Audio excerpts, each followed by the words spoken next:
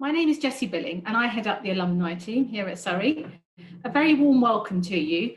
Thanks so much for joining us today for this event, What It Takes to Be Happy at Home and at Work. For today's event, I'm really proud to say that you will hear from two of our very own Surrey graduates. Today's guest speaker is Nic Marks. Nic will be talking to us about an important subject of current times. And our host today is also a Surrey graduate. Dan Jacobs loved his time at Surrey so much that after graduating, he never left and is now working to help students and to improve their time in Guildford. Dan is also a passionate mental health advocate. So I'm going to pass on to Dan now to introduce our guest speaker and to explain how you can get involved in today's event. Hi everyone, I'm delighted to be here with you, all today. My name is Dan. I also graduated from Surrey back in 2014 and I studied psychology. Today's topic of happiness is one that is genuinely very close to my heart. I spent my placement year working in a mental health setting, supporting some incredibly resilient children who were suffering with poor mental health, and I'm now fortunate enough to be able to manage the University of Surrey Student Life Support Hub, which is called the My Surrey Hive. So I've seen firsthand some of the struggles people face and know the important role that happiness plays in our own well-being. And this is now particularly relevant in these difficult days that we find ourselves in at the moment. I'm very pleased to be able to welcome a fellow alumnus, Nic Marks, to talk to us all today. Nic graduated from Surrey with a postgraduate qualification in change agent skills and strategies in 2003. And he is one of the UK's leading experts in the subject of happiness, a statistician and TED speaker. He's been working in the field of happiness, wellbeing and quality of life over 25 years. He brings a great deal of experience and has been described as a statistician with a soul due to his unusual combination of hard statistical skills and soft people skills. Now, before I hand over to Nic, here are some ways you can get involved in today's session. So if you have a question for our speaker, please enter it in the Q&A box and we will answer them as soon as we can at the end. We're going to look to get through as many questions as we can. Equally, if you'd like to ask a question live on camera, please raise your digital hand on Zoom and our moderator will reach out to you and tell you everything you need to know. And if there's anything else, for example, if you have ideas for future topics or would like to feature in a future event, please do get in touch. We would love to hear from you. So now the bit we've all been waiting for, I'm delighted to introduce our wonderful speaker, Nic, to talk about what it takes to be happy at home and at work. So over to you, Nic. Thanks very much indeed. What it takes to be happy at home and at work. And yes, I'm a Surrey alumni. Actually, I go back earlier than 2001. I did actually start a PhD here right back in 1996. So with, well, he's still here, Professor Tim Jackson. He wasn't a professor then. I came with Tim to what was then the Centre for Environmental Strategy. We'd already worked on projects together. And I started a PhD, which I absolutely never finished. It was rather grandiosely called Measuring Collective Quality of Life in an Ecological and Humanistic Context. I did create something called the Happy Planet Index 10 years later, which was basically this, but in a much simpler form. But that was my first experience with Surrey. And then, yes, as they said, I did a master's. I actually never quite finished my dissertation. I already had a master's. I'd gone to Cambridge University originally to do mathematics. And then I specialized into applied statistics, really, decision-making, systems thinking. And that was in the 80s. And then did the work with Tim. So I already had a master's. So I did this master's course, which was part experiential.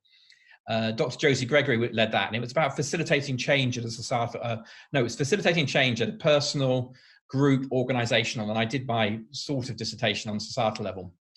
And I had also previously trained as a therapist. So this idea that statistics and how we create positive change in the world and mental health has been a theme that's run through all of my career.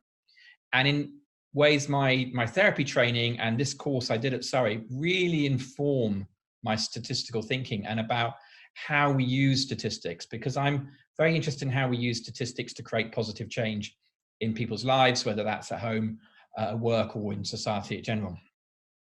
After I left Surrey, I went and joined a think tank in London. It was called the Economics Foundation, and NEF's sort of logo at that time was economics as if people and the planet mattered. And I founded what became the Centre for Wellbeing. So the word wellbeing was coming into the policy arena. And it was a time, I guess, Tony Blair was in power. But in 2001, there was something called the Local Government Act, which was the power of wellbeing. And we knew that this word was coming. And so as a statistician, I wanted to put measurement underneath it.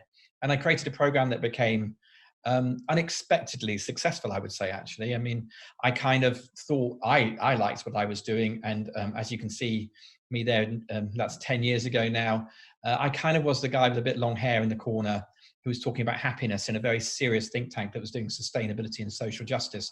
So they thought I was a little weird. But then when the work became successful and we started to understand that it could be a new way of thinking about sustainability, particularly, people came around to the idea. Now, I'm a statistician. So, and we've all had an extraordinary year. It's been, globally the most extraordinary year of my lifetime. And I thought I'd show you a graph of people's experience of the year. And this is a graph showing people's experience of work every week. I'm very into the idea that if we're going to help people understand their feelings and their experience, then data can help with this. And so this graph is created by asking people the question, how have you felt at work this week? And then just putting that across all of our clients. We don't normally do that. We normally look at it for each client individually. But you get this picture of the last year. So that as you start from the left of the graph, it's the end of last year. The first peak is Christmas last year. I'm not sure we're going to have a peak this Christmas, but we typically have a peak in the run up to Christmas. People get into party mode, even at work. They start doing, having office parties of end of year projects coming to an end. There's a sense of accomplishment of what they've done. And then we return back into a normal pattern where typically we see our clients averaging about 70 on our 0 to 100 scale. And then March and COVID striking. And, it happened to all of us at the same time, didn't it, really? And we have clients here in the UK, we have in North America, across Europe, a couple in the Southern Hemisphere, but not many. And basically the same thing happened across everybody. So we get the shape across all of our clients. And then a gradual improvement, a gradual recovery, resilience in some ways in action. Us humans want to be resilient. There's a lot of teamwork going on there in our clients about how do they work from home, how do they innovate their products and services so they can deliver them in a world where people are remote. And then never quite back to the green. Green is when a score's over 70. And then sort of the second wave and fatigue and winter coming and a drop off at the end. And I show this graph to people. So this is up to the end of October. I guess in a couple of weeks, I can draw it up to the end of November. But this is pretty much how people's years felt. Now, there's an awful lot of variance in there. So yes, we see these averages, but there were some people who the first lockdown worked okay for. There were some that it was just absolutely impossible and drove them up the wall, particularly if you had young children at home and they weren't at school suddenly, and maybe both of you were trying to work around the kitchen table. It was very, very difficult. We weren't set up for it. And so there's a lot of variability of experience there. But coming together, we roughly get that shape. Now, as I said, it's built around this question: how have you felt at work this week? And I ask people on a scale of 1 to 5, from very unhappy to very happy. And people sometimes say to me, "Oh, surely, Nic, you can't measure happiness." And some people actually almost get offended by it, like somehow you're degrading the concept of people's sort of individual experience if you try and put a number on it. But by doing it this very simple way, we're basically picking up the changes of people, because it's clearly impossible to be happy every week. And so this question really tries to capture that. It's felt, so it's feelings, it's at work, and it's this week. And it's basically called episodal measurement. And that graph drops out of that once you start having that. And really this builds on an idea which has been around for quite a while in therapeutic communities, which is that feelings are data. So when you're training as a therapist, as a counselor, you're taught to sit with the individual and sometimes you sense and feel things. And in a sense, that's what's between you. Sometimes it's often the client's story. So they talk about the fact that as a therapist, your feelings are data. They don't mean about putting them into numeric form. They mean that they're information. And actually way back in about 2000, when I was at Surrey, and actually I was still working with Tim somewhat, I would play with things with him about trying to put into numbers some of the things that we were doing on our course. And that kind of led to my work at New Economics Foundation. But numbers are interesting because they sort of help ground something which is a little difficult to sometimes it feels a little bit intangible, people's feelings. So putting a number on it doesn't capture the whole of the feeling, but it helps us take it seriously in a way. And I think part of, if you want to be happier in your life, in your home, in your work, then the first step is to start taking your happiness and your colleagues and your loved ones' happiness seriously. Now, it also builds on a whole bunch of work in psychology and the idea that feelings are in fact highly functional. Sometimes people sort of think that feelings are more basic than it. Cognition wins. I think, therefore I am is very powerful in our sort of philosophical tradition. Yet, of course, feelings are very, very strong and they're highly functional. They've basically evolved over time because they help us survive and thrive. And the neuroscientist Antonio Damasio, who thinks a lot about evolutionary psychology, he talks about how feelings help us do three things. They help us monitor our environment. In a sense, our feelings are a signal of whether we're a good fit and where we are. But they also motivate us to behave in the sense that all human behavior really comes from a feeling. It can be a feeling that we want to move towards something better or we want to avoid something that's bad. But that emotional feeling is what gives us the impetus to change. And then as we're acting, feelings help us sense whether we're moving in the right direction. So he talks about them monitoring, motivating, and adjusting behaviors. And when I think about statistics in this world, and when I think about how do we improve our lives, then really I'm asking us to be aware, first of all, that the sense that to monitor is to be aware, which again is the first step of the therapeutic journey. And then to motivate ourselves to behave in different ways. In other words, how do we change our behavior? Because clearly, if we're not happy now, we're going to have to change something. And then how do we check out whether the strategies, behaviors we do actually work? So that sense of putting a number on it is really picking up on the idea that at the most basic level, feelings are a good, bad signal. And we can kind of grade this experience quite easily, not to necessarily 11 points. Often people talk about measuring stuff on a 0 to 11 scale, which is 0 to 10, but so 0 to 10, that's 11 points. And people get quite confused. What's a 7, what's an 8, what's a 2, what's a 3? I find that 5 is pretty good. That's just a statistical tip if you're designing a questionnaire. But then once we have that sensation, they motivate us. And in fact, even the word emotion is emove, move out. And psychologists tend to think about there being positive and negative emotions. So sometimes this is called universal or primary emotional theory. And if any of you saw Inside Out, the movie, then that's really a depiction of this theory. It's not strictly speaking true from a neuroscientist perspective, but it's a good categorization. It's a helpful categorization, but the fingerprint of every emotion in terms of, our hormones and our brain waves, I'm not an expert in neuroscience, is not precise.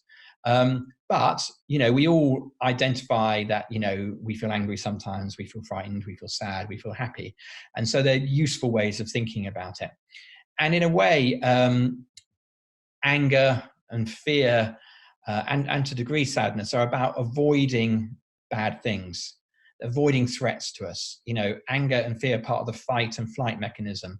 And when we're angry, someone's overstepped a norm, and we try to prevent a future violation of that norm. It doesn't always have to be violently. In our ancestral history, we obviously use violence as a strategy more than we do now, thank goodness. But anger is a hot emotion. It's energy to prevent something. Fear, is about running away, is about freezing, hoping the predator doesn't notice us. It can be about gathering a group together so we feel safer. But we're trying to avoid something bad happening. Sadness is interesting and very poignant that in Inside Out, the journey is between sadness and joy, that they go on a journey together, because sadness is kind of a loss a loss of a positive, that we've lost a support system, we might have lost the sight of a dream, we might literally have someone has died, or and we feel grief.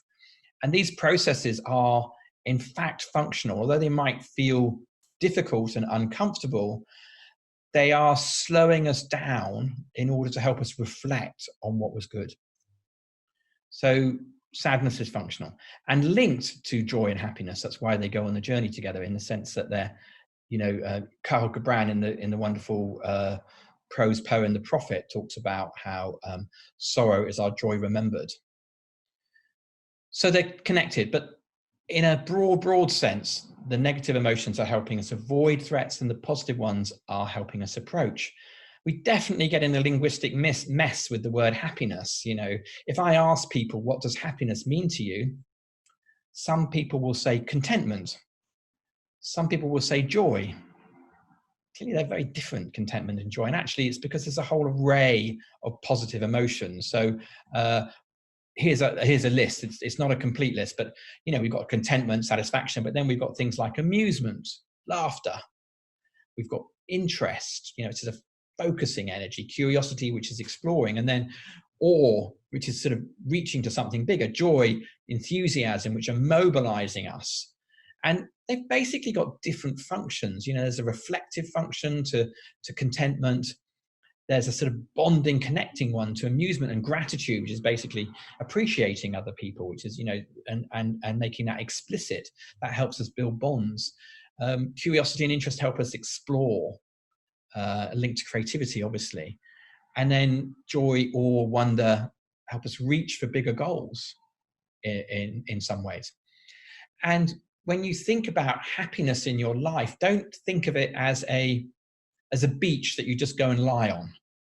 Think of it as this wonderful textured array of positive emotions, and the richness of that. Sometimes it can feel a little stupid to be happy, like it's sort of a bland future. And I'm not talking about that at all. I'm talking about a varied, rich, engaged life, which will not be without sorrows, will not be without feeling angry about injustices in the world, will not being frightened of climate change. We're not talking about denial. We're not talking about not being engaged with the world. We're talking about living a rich human experience when I think about it. And the great thing about this is that positivity, overall happiness, leads to positive outcomes. And this is both in your personal life and at work. So I've talked about happiness leads to success. So things that we know. So we know that happier people actually live longer. Their life expectancy is longer. Some people go, I don't want to, live a life which is sort of long and miserable.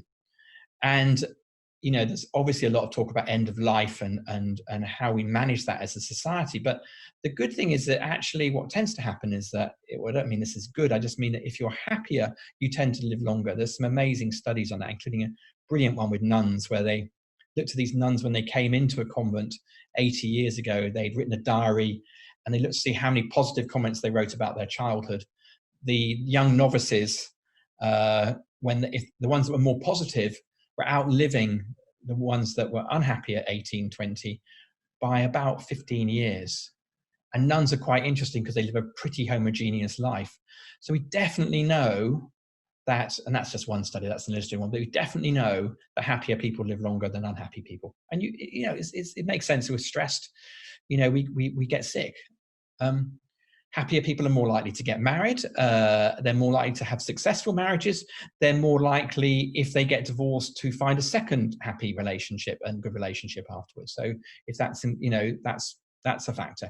They have higher income. They've actually looked at studies as basic as, did you smile in your yearbook? Americans always have yearbooks when they finish high school. If you smiled in your yearbook, and they did this big study across thousands and thousands of yearbooks, they found that 10 years later, the ones that smiled had higher incomes, even when you held for other things. And then creativity. Positivity is very linked to creativity. And I just wanted to explain one fun bit of research which shows this. And it's called the Dunker Candle experiment. It's very difficult to measure creativity. So what they do is they set people a lateral thinking problem. And they say, here's a candle, some tacks, and matches. Can you attach the candle to the wall in such a way that when you light it, the wax doesn't drip on the floor? And it's kind of a mind mess. But what you do is that you have to notice that there's a box of tacks, and you take the box and you tip it out. You then attach that to the wall, you put the candle in it, you light that, and then it all works absolutely fine. It's really easy when you know how to do it. But what they found was that people who were more positive were more likely to solve it. And this is the data from it, which is that they had a control group, i.e. people they did nothing to. 13% of them solved it in 10 minutes. They put people into a negative mood. 20% of them solved it. That's kind of interesting. That sort of fear might agitate some creativity. If we think of the environmental movement with climate changes, it uses fear a lot in its imagery, and it's trying to stimulate this type of behavior. And one of the pleas I've always made about sustainability is let's have positive visions of the future, because if people are in a good mood, they're much more likely to want to approach something. They're not likely to resist it, and they're also more likely to solve creativity issues. So if we need a lot of innovation to get towards sustainability, then we're going to need people feeling that they're in good jobs, that they lead good lives, because then we're more able to imagine possible futures rather than holding on to what we got at the moment. So positivity leads to success in all sorts of ways. So you shouldn't be embarrassed about taking your happiness seriously in life. And when I was at New Economics Foundation, we did a lot of work with with central and local governments. And one particular project we did in 2008 became what's called the 5 ways to well-being. And it's basically the equivalent of 5 fruits and vegetables a day, but for your own well-being, your own happiness. And these were the 5 things, which were connect, which is that your relationships are the sort of cornerstones of your happiness in life. To be active, there's a lot of evidence that physical activity is very linked to positive mood and positive outcomes. So, one of the fastest ways out of a bad mood is to go for a walk, a run, turn the music on and dance, whatever it is, but, move your body, get up off the sofa. The third one is to take notice. And really, this is often the first step, is noticing. This is, in a way, the monitoring part of Antonio Damasio's model. It's a bringing into awareness in terms of a psychotherapeutic model, but noticing what's going on within you, around you. Mindfulness is part of this, being mindful about what's going on around you. The fourth one is to keep learning. So obviously Surrey is a learning institution, but learning is not just about learning institutions, schools, universities and colleges. It can be informal ways of learning in our lives. Our jobs are often opportunities to learn. So learning throughout our life course. And finally, to give, which is actually brilliantly, when we give, we not only does the recipient hopefully feel pleased about our gifts, whether that's our time, our resources, our attention, our ear, our listening, or something physical. But also we feel good when we do it. We're excited about giving. We're pleased to be giving. We're pleased to be helping. And in many ways, when we were designing these, we very deliberately put connect and give as the way of framing them, because there's this kind of misunderstanding that happiness, well-being is selfish, but actually it's very social. Daniel Kahneman, the Nobel Prize winner, once said that happiness is almost a social emotion. It's between us as much as it is within us. We experience particularly higher energy positive emotions much more in the company of others than we do on our own. There are other positive emotions like interest, which is can be quite personal, and we want to shut out the world, and so it's not exclusive. Contentment can often be a personal experience, but a lot of them are very, very social. Now, my work recently has been about work more than it has about our policy or our home lives. And so we took the same idea about 5 being a healthy number and being an interesting way of communicating how to create change. And I looked at it about positivity and happiness at work. Now, the difference between these is the ones I'm going to show you now are more about how teams work together and how organizations do rather than just individuals. So the 5 ways that I showed you originally just now are more about your personal happiness, your happiness at home. And these are more about how do you create great atmospheres at work, because work is what we tend to do together. You know, we're better together, to quote whoever that singer was. Jack Johnson, I think. Anyway, 5 ways. So we took the same idea of 5 ways about how to build positive, productive teams. And we start again with connect, okay, which is, again, relationships are the most important thing. You know, happiness is almost a social emotion. The collaboration we do, the friendships, the teamwork. Second one is be fair. We're in a system. If the system doesn't feel fair, if it's not respectful, we don't feel appreciated, there's not space for outside lives, then, you know, we're not going to get into the space of being happier. The third one is to empower people, which is to delegate, to trust them, to let them play to their strengths, to shape their own work.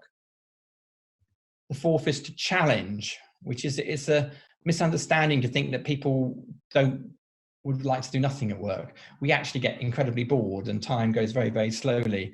And what we really like is to be challenged and stretched. Probably, you know, not too much. If you over challenge people, then they get stressed. But if there's just the right amount of challenge, you know, and a bit of stress is good. You know, it helps us get things done. But it's stretched. That's good. And the fifth one is to inspire people, which is to feel that they're part of something bigger. Whether that's it doesn't have to be. I mean, climate change and changing the world has been something, and I'm going to talk about it a little bit more, something that's inspired me throughout my career. But it can be about helping other people. It can be, feeling that you're part of something and you're helping other people is a great part of enjoying your work. I'm a statistician, so I'm going to create measures of this. And typically, when we're designing scales, questionnaires, we look to have at least 3 items, 3 questions for each one. So these are the 15 questions that we ask. I'm going to point you soon to one we've just released this week, which is where you can check yourself against these 5 ways, how you are in your work. It's a new website we just launched this week called friday1.com, where you can check that out yourself. And I've been collecting data not only on this weekly happiness, but we've been collecting data on these other 15 things. So it's interesting to think, how are the 6 months before March 2020 and afterwards? How are our clients doing on those 15 questions? And what we found is that some have gone up. Creativity, influencing decisions, 2 examples. Influencing decisions and creativity aren't surprising. We had to all be very agile. We had to move to change our work. And we were shaping things more locally for our work. But the ones that have gone down are relational. And of course, COVID has absolutely shown us that what we most value is human relationships. I mean, the pain at the moment with tears and lockdowns and tears in the other way is that, is that we're not able to see people. We're not able to touch people, not able to hug people. And so, whereas at work, then, that comes through in the friendships at work are under pressure. Team relationships are under pressure, and work-life balance is under pressure, which is interesting because in lots of ways from working from home, we've got rid of the commutes. You might be feeling that maybe work-life balance is better. But of course, the sort of membrane between work and life has collapsed. So we get this merging of work into our whole lives, which is hard to contain and difficult to do. So those are the 5 ways to build positive, productive teams. And as I said, my PhD that I started with Tim, who I still know well, was about measuring quality of life. And what I ended up creating when I was at Neuroeconomics Foundation was something called the Happy Planet Index. And the vision for this was that good lives didn't have to cost the earth, but we needed to think about how we create good lives now and good lives in the future. And the way that we captured that statistically was that this is an illustration of how most countries think about sustainability, which is they think about the progress of a nation as being GDP per capita. So that's going up the vertical axes here. Whereas ecological footprint is the measure of pressure we put on the planet. And the reason that things like the Paris Accord are hard to maintain, and people like the soon-to-be former president of the USA didn't like about it, was it felt like you'd have to regress. It feels like there's a straight line here, relationship. So if we were to become more sustainable, it feels like we'd have to go back down this line that would be in conflict with our sense of progress. Whereas if instead, for the vertical axis, we didn't think of GDP per capita as our outcome measure, but we instead thought of people's well-being, then we get a very different shaped graph. So this is still the same nation, still the same ecological footprint, but running vertically now is a measure called happy life years, which is happiness times life expectancy. And basically what it's saying, it's quality and quantity of life. And you can see how there's much less of a strong linear relationship here. And the countries of the world sort of spread out. So you can see top right, countries which have got very high ecological footprint, but relatively good levels of well-being. You know, their challenge is to get to top left is to dematerialize. Bottom left are predominantly sub-Saharan African countries where they haven't got high levels of well-being at all, but they've got lower ecological footprint. Theirs is to improve well-being. And then those green countries that are sort of approaching towards where you want to be are countries like small islands of the world, or some of them are Latin American, and Costa Rica is the one on its own. Costa Rica, very interesting, happier than the USA, longer living than the USA, about a quarter of the resource use of the USA. And so if we want to create sustainability, I think that happiness can help us think about how we can do that. And that's part of when I go back to that inspire bit. This is part of the stuff that inspires me. And I'm quite convinced that if we think about that link between good work, where people feel inspired, challenged, empowered, they're fair, they're connected, good work will sustain us. It will sustain us, yes, financially, but it will sustain us emotionally. And when we're feeling positive, we can be more creative, we can be more innovative, and therefore we can start solving these problems that we need to in the world. So happiness at work and life. Feelings are data. Happiness at a very simple level is a good, bad signal. It helps us judge how we're doing. There's a whole array of positive emotions. Don't think that happiness is boring or dull or stupid. It's about your highest intelligence as well as your most fun. Happiness leads to success in your personal and professional lives. You can become happier. And don't forget that meaning matters. It's not all about pleasure. Actually having those inspiring big goals that we can work to over our lifetimes are also very nourishing and can provide a sort of North Star for us to go towards. How can we help? So look, Friday One of just this week, we've just launched Friday One. You can go there, you can take a happiness test. It will produce you a beautiful report, which will help you reflect on your experience of work now. And the idea is that, it is a coming into awareness process, and that numbers can act a little bit like a mirror to show you where you are, but we can also, our models can show you where you could become happier at work. So go and take that, it's completely free. We also have a whole product platform, which is for organizations, for those of you working in organizations. If you like the idea of Friday One, you like the idea of measuring happiness weekly, then we have a free trial that people can join. It's 12 weeks in a moment. It's about to change to 6 weeks in January, but you still get the whole experience in 6 weeks, but you can come join the platform. We'll set you up if you're over 50 people. If you're a smaller team than 50 people, we've got a new startup product coming, which will be completely self-service, but do all the same things as well. That's what I do for my day job. So that's me, Nic Marks. That was about, how to become happier. Those are my contact details. I'm particularly active on LinkedIn. If you find me on LinkedIn, it's very easy. Nic has no K. Friday Pulse, Friday One, Happy Planet Index org. Thank you very much indeed.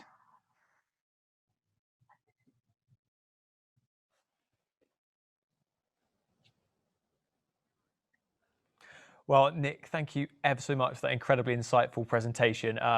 Even though psychology was my degree, I've taken a ton of things away from that, so thank you ever so much.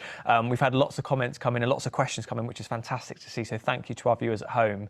And lots of comments as well about how our thoughts and emotions and feelings have changed sort of pre-pandemic to post-pandemic. So I think, Nic, there's a lot of people wanting to hear your thoughts on that later on. A quick question, if I may, before we move over to our questions from home. You mentioned a really good phrase about linguistic mess, which kind of made me have a bit of a giggle here when I heard you say it, but a really accurate phrase. And I know one that I hear a lot, both at home and in the work life, is the difference in how people perceive happiness and positivity. And I wondered if you'd be okay to just kind of talk us through your thoughts on what the differences are between happiness and positivity and how they're sort of used interchangeably and what your thoughts are. Yeah, it always feels like it's a linguistic mess. So I first started using the word happiness about 2004. and I was using wellbeing exclusively for that. And I noticed we created something called a wellbeing manifesto for the party political conferences in 2004, and I would hand it out. You were basically, you know, trying to get politicians to take your bit of paper. Ours was a little bit more beautiful than a bit of paper, but anyway. And if I said a wellbeing manifesto, some people take it, but if I said a happiness manifesto, twice as many would do. And it's why we call the Happy Planet Index the Happy Planet Index too, because my first draft name for it was Sustainable Wellbeing Index. Nobody would have paid attention to it. So I'm very acutely aware that the word happiness is exceptionally attractive. And then it sort of opens up a thing. What is it? You know, what is it? You know, what is it? Positivity? Is it, as I said, contentment or joy? And there are people who talk about, is it pleasure or meaning? And I think it's all of these things in a way. And I think a happy life is one that is pleasurable because it sustains you. I think it's meaningful because it draws the best out of you, that you get to express yourself. Positivity, I mean, I like the word positivity, but, you know, there's some ways that our American cousins have perhaps taken it and made it as sort of like something to ride over negativity. And I think that the negative emotions are highly functional as well as the positive emotions. So it's difficult. I use them interchangeably. I deliberately try not to commit myself too much to one. My business used to be called Happiness Works. I've changed it to Friday Pulse so that I can play a little bit more with the space, but I'm quite convinced that happiness is the right measure of people's experience. Are you happy or not? That I'm very, very convinced about. The rest, I like to muddle through with everybody else. That's a lovely answer. Thank you very much. Really, really interesting to hear. So we'll move over to some of our lovely audience now and some of the questions that we've had. So we've got two here that are almost interchangeable. So I'll try and put them both together for you. So one question is, I live on my own with very few friends and no relatives. And do you have any tips on how to get me into a positive mood? And the other one is, what if you are at home on your own and not able to mix at all with others? How can we get you in a happier state of mind? Yeah, so I mean, lockdown has exaggerated this and made this much worse for some people. And so the 5 ways to happiness are connect, be active, take notice, keep learning, and give. So the first thing to say is that physical activity is great. And I know this is really hard. If you've got yourself into a real depressive state, then just moving off the sofa is really, really difficult. But if you've got a friend that is depressed, then actually getting them out into daylight, helping them go for a walk, these are really great ways to actually start shifting mood. But I also want to draw attention to the give. Now, this might sound really difficult, but if you want to connect with people, then a good place to start is what you can give. And I'll give you an example of a project at New Economics Foundation about 15 years ago. So it was called time banks. And time banks were the idea that in communities which maybe were financially stressed, people didn't have money, but they had time. And so they could exchange time without putting any monetary value on it. And the golden rule of time banks was what you gave into the system, you'd give an hour of your time and you'd be able to get an hour of someone else's time back. Give in what you love. And there was a woman who lived on her own, and she had a dog or two, I don't know. And she loved animals, but she didn't like people. And what she did was she offered to walk other people's dogs. She was transformed in 2 or 3 months by offering her time to walk other people's dogs, because she started to have little conversations about something that she knew well, which was animals. And it connected her to other people, and her mental health vastly improved. So I think if you're on your own, then think about what you can give as well as what you need. And that's hard, but that is one route out of it as well. And physical activity is another one.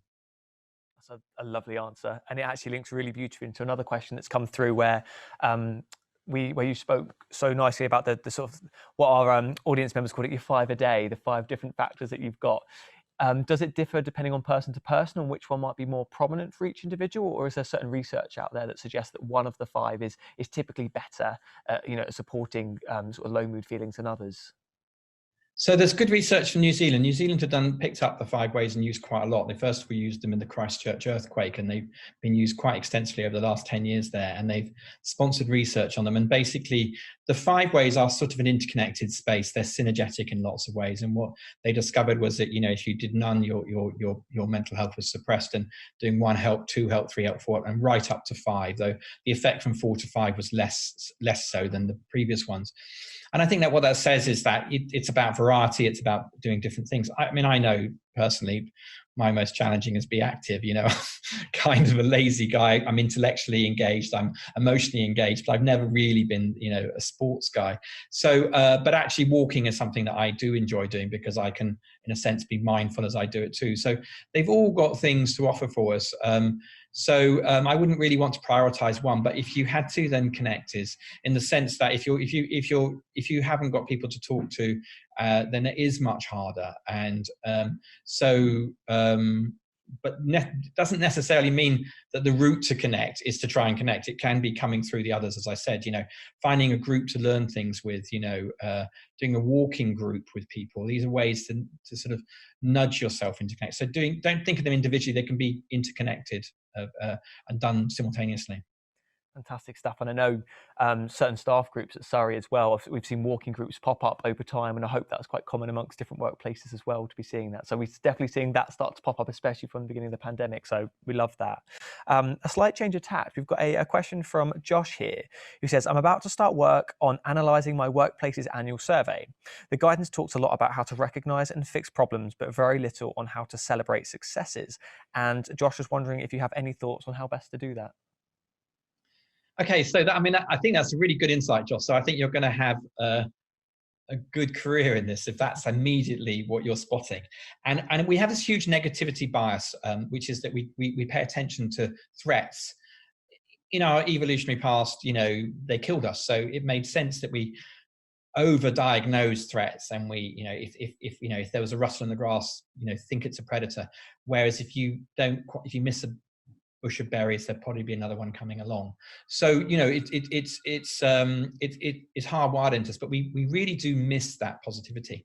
And in our products, Friday, the way that we solve this is that each week we ask people, how have you felt? But we also ask them to celebrate a success that they've had. Every week we ask them that. We ask them also to thank somebody else.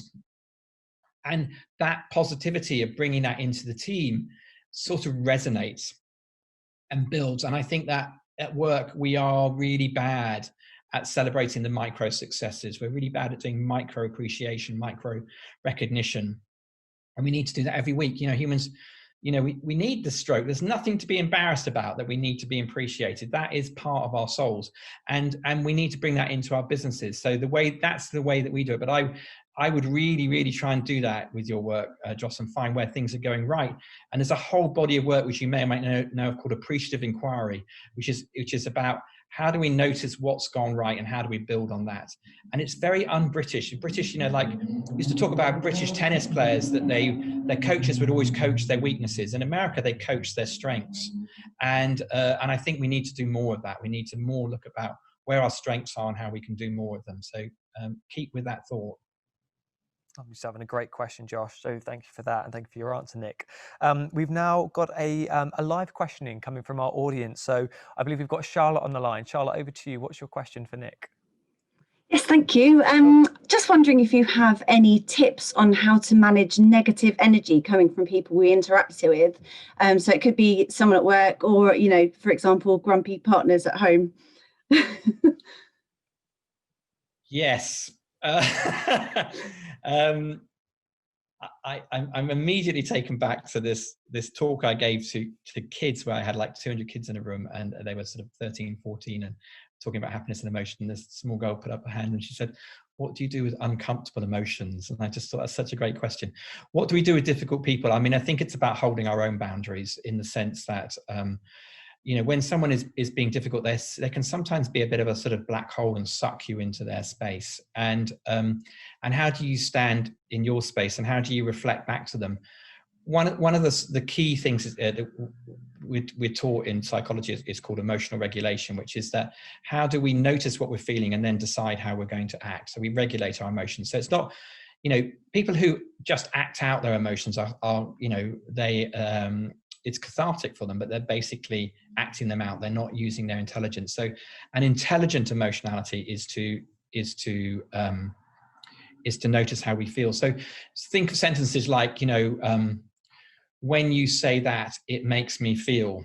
So rather than getting angry with them, you say, when you do that, it makes me feel this, because I think it's out of their awareness. These people who are damaged or who are very negative, they don't realize their pain is strong, so they don't realize how much they're affecting other people. So it's helping them see what the impact of their negativity is on you or on other members of the team.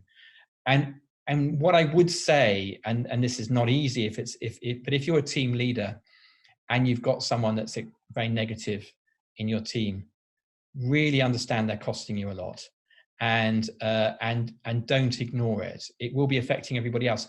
They probably will stay. It's other people that will leave. The negative externalities, is how an economist will talk about it, of their negativity, if you can say that, is big. And so you really do need to deal with it. And sometimes you have to put them in roles where they don't interact with people, and sometimes you have to move them on completely. But that's not easy. If we're going to really try and build positive cultures, then we do have to take notice of this. So, I mean, those are my sort of first off tips, but I probably have more afterwards.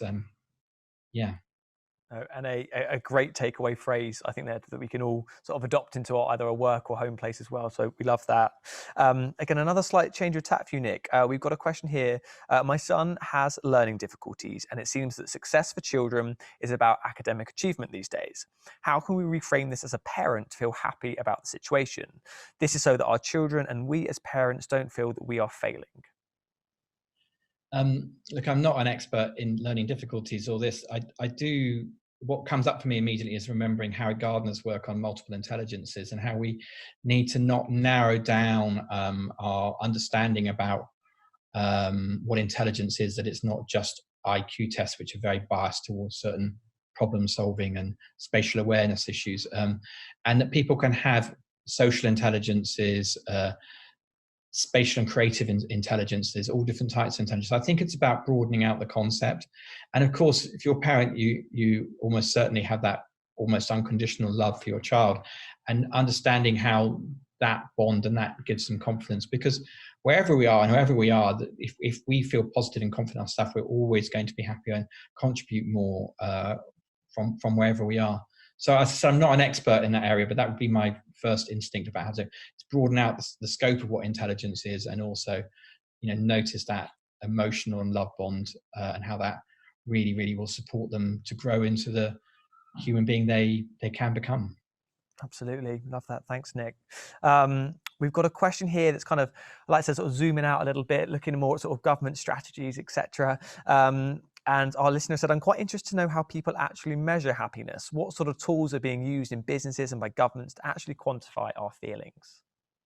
So I showed you something there called episodal measurement, which is one method, which is actually, in my opinion, much underused, which is that you ask a specific period of time. And I like that because you get that time series, you get very immediate results for people.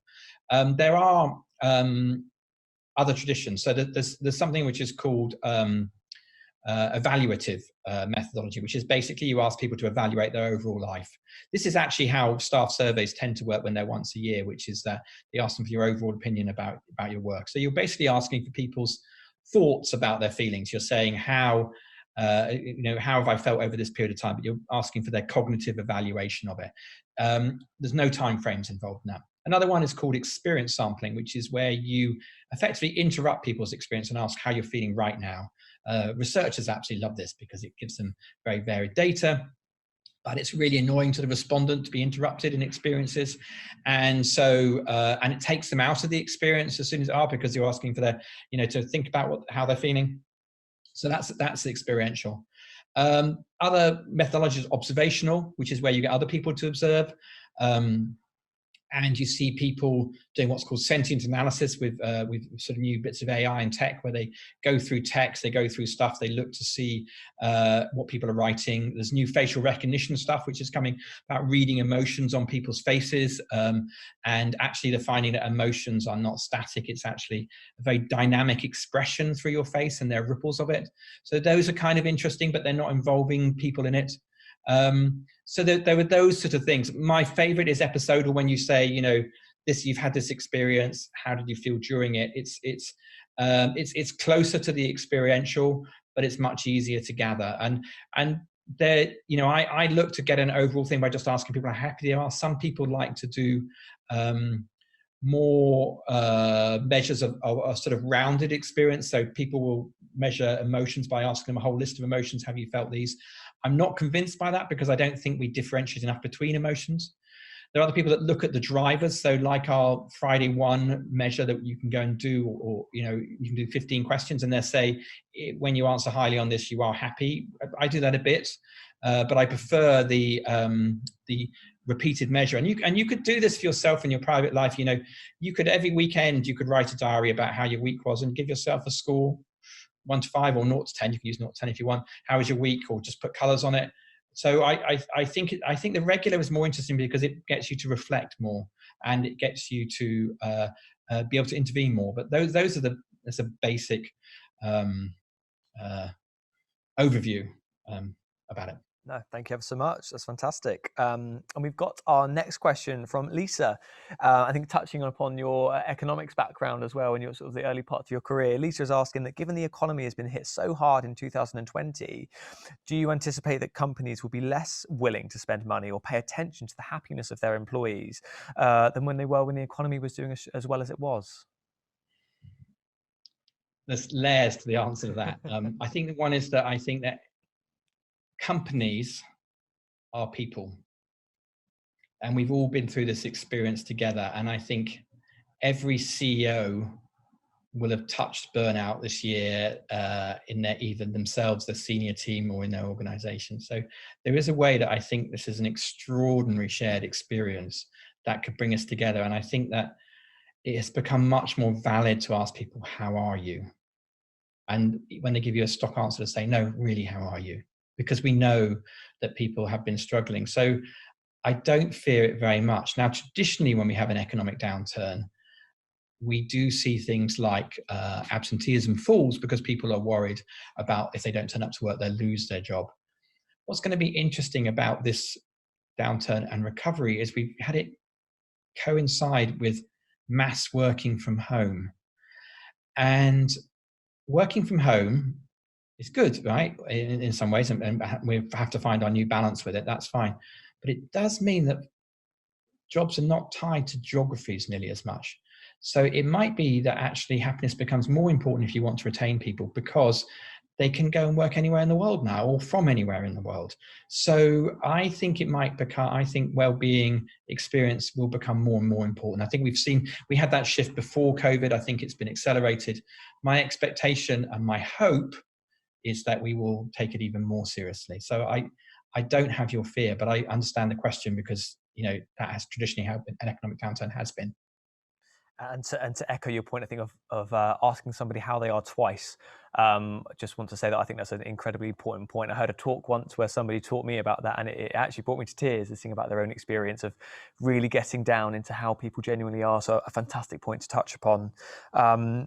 We've got a question now from a fellow alumnus, John Benjamin, who was in the class of 1985. And John wants to ask, you mentioned GDP, but what do you think of the idea that started in Bhutan to replace it with a gross happiness index and a better measure of the state of a nation? So Bhutan, I know quite well, and I have been an advisor to them on how they measure gross national happiness. So I went out about 5-6 times in the 2000s to talk with them about it. So gross national happiness in Bhutan started as a Buddhist concept about what development was. And it's rather beautiful because it's basically talking about people's experience is more important than their material goods. But you also have to understand that Bhutan is hugely hierarchical as a society. And so there is some ways that gross national happiness was a little bit, let's keep the poor and make them be happy for what they have, rather than bring them into the 21st century. So there's a little edge to it, okay? Then there's the measurement, the technical measurement, and I just say their measurement is a total mess. It's far too complicated, and they actually took a sort of relatively Western idea coming out of Canada, the index of well-being that Canada had done, and tried to operationalize it in Bhutan. Then they went down a different methodology. I don't particularly like their measurement. I was an advisor, but they really didn't take my advice, which is annoying. And so I did design them a whole lot of indicators, which they used a bit, and then they moved away from them. So they are a beautiful country. It is an extraordinary country. And if you were going to be in that geopolitical region, which has got great challenges. Chinese occupied Tibet to the north, Nepal with its constant internal struggles, separatist states of Sikkim and whatever around it in northern India. Then Bhutan is absolutely a haven, but they all, there is some intolerance there. They have been intolerant of some of their Muslim communities and things, so they're not a total Shangri-La either. And what I think about them is that I think they bring a very important idea to the global stage. Gross national happiness has helped them punch above their weight in the UN massively. There's some people with some great intentions with it, and the operationalising is a little poor. Yeah. And we've had a really interesting follow-up question to this as well. That talks about the idea of, is happiness, in terms of measuring happiness, is it global? So, would you have a different questionnaire if you're measuring happiness in a different country? So I guess when measuring happiness, how much of an adjustment is made depending on where you're measuring happiness in the world? So there's a lot of work on, or a lot of academic discussion about whether people use response scales differently. So, and there's a big thing about whether a society is more individualistic or more collectivist and how they respond. So in some parts of Asia, it's almost considered rude to be happy. Personally, it's more about the group. Is the group happy? In North America and to some extent the UK, we're more individualistic, and it's like about myself and my happiness. So we do see some cultural effects. So a very introverted nation like Finland doesn't use the extremes of response scales very much. It tends to use the middle ones more. The US will use the extremes, very poor, very happy, more. So it's a complex area. And basically in economics, there's this idea that you have a basket of goods. So you don't actually, when you compare GDP, you actually adjust it for what a basket of goods cost in each country. And I think in some ways what we should do is create a sort of basket of well-being goods and look at them, how they respond to the scales that we do. But that's an awful lot of work. And, there's an awful lot of money spent on economic indicators. I once did an estimate. I think that the UK spent £350 million a year collecting economic indicators. And so when they spent £1 million a year doing well-being, it was great, but it was like 0.3% of what they were doing on economic indicators. So there's a lot of work to be done to iron out some of those things. But when we look at the international data, it kind of makes sense. So the least happy nations are things like Sub-Saharan Africa, or it used to be Zimbabwe when I was looking at the data, might have changed. Syria has got particularly low at the moment. So places that have got conflicts and things like that are scoring lowly. Places that score highly make sense. They're Scandinavian countries with good social safety nets, so that the poor are much less unhappy than in countries where they aren't. It's not so much driven by the rich being happier or the middle classes being happy. It's more being driven by the fact that the people at the bottom of the income spectrum are less unhappy, is what's driving their means. So I think it does make sense, the international comparisons, but there's definitely error in there. My kind of statistical answer. Fantastic, and a good image as well of the sort of basket of it as well. It's quite a nice image so that you can sort of picture when looking around different areas of the globe. So no, thank you for that, Nic. And very sad, we're on to our final question, ladies and gentlemen. So our final one is a thought-provoking one for us all. So Nic, do you think the constant focus on happiness and the pursuit of it actually results in higher unhappiness? So I think we should take our happiness seriously. But I think we should hold that seriousness lightly in some ways, in that it's not people do talk about this and they say, oh, you shouldn't go for happiness, you should go for meaning. I think if you go for meaning but no pleasure, I think that you dry out and you burn out. And so I think it is this balance between pleasure and meaning. And I think at different times of our lives, we can have different emphasis on that. And there's times, to raise children, there's times to build careers. There's, I'm now 55, 56 actually, I think, and there's some arc of life. I've got another adventure to come as I age, but even more than I am now. But, so there's different stages of life. But as I said, I don't think it's not an achievement happiness. It's a process. So you're never sort of completely happy because the next challenge comes along, and how do you deal with that? So I don't worry about it too much. But what I do know, and this is in support of your argument, is that suicide can be a bit more in happy countries than in unhappy countries. And I think that's because people feel more of a personal failure if they're unhappy in a country that's relatively happy. And so that distance from the mean is experienced. If you're in a country where everyone is suffering, it's probably why COVID in some ways has, I don't know what's happened with the suicide rates, but and I'm sure there's lots of people struggling, but because we're doing it together and it's a collective thing, it will feel it's more normalized that we're doing it. So the normalization of mental health and the fact we're reducing stigma on it is very, very good, because the reality is even a happy chap like me, you know, has had periods this year where I felt burnt out. I've had periods in my life where I've had real challenges. So, you know, being able to talk about those things is good and helps people bring it into the fold. So I think if the gap becomes too big between it, I think that is a problem. I'm not sure if I completely answered your question, but I've talked around it a bit anyway. Also, Nic, thank you ever so much. And it's very sadly, that's all we've got time for today. So I'm sure our audience won't mind me saying that on behalf of us all, thank you ever so much for your time today and your wisdom and insights. It's given us all some food for thought to be taking away. So that is all we've got time for. I can very happily say, though, that the event has been recorded and it will be available to all of our viewers on demand. So you can catch up on that if you weren't able to see it today. Guys, thank you ever so much for joining us. And we look forward to seeing you hopefully in 2021 for some of our future events. So thank you and goodbye.